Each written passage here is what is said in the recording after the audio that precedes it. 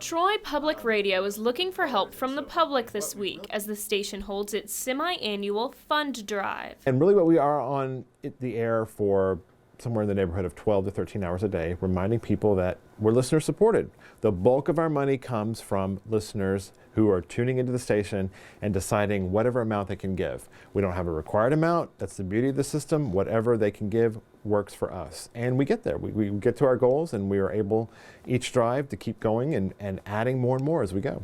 Gassett says listener support is crucial because Troy Public Radio doesn't receive money from selling advertisements like commercial stations. We don't have commercials on our air. If you listen to commercial radio, you can have somewhere in the neighborhood of 20 to 25 minutes of commercials per hour. On public radio, the support and the money to fund what we do comes from listener support mainly, comes from underwriting support, businesses, and of course we get support from our licensee, Troy University. So we have those three main revenue streams coming into the station, but listener support is key, and listeners feel very connected to what they do. If you call in and you give money to the station, then you have that direct connection and you feel invested in what we do here. And so that's the other reason why I feel like it's so important to be able to connect to listeners during this week. And when someone makes a donation, they have an opportunity to receive a gift as a way for Troy Public Radio to show thanks for their support.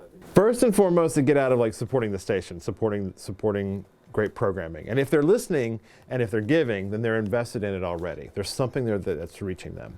They can also take with them a thank you gift. I mean, we have really great things like tumblers and tote bags, mugs, and anything else. And, I like to think a little bit of taking the radio station with you, right? Like a tangible.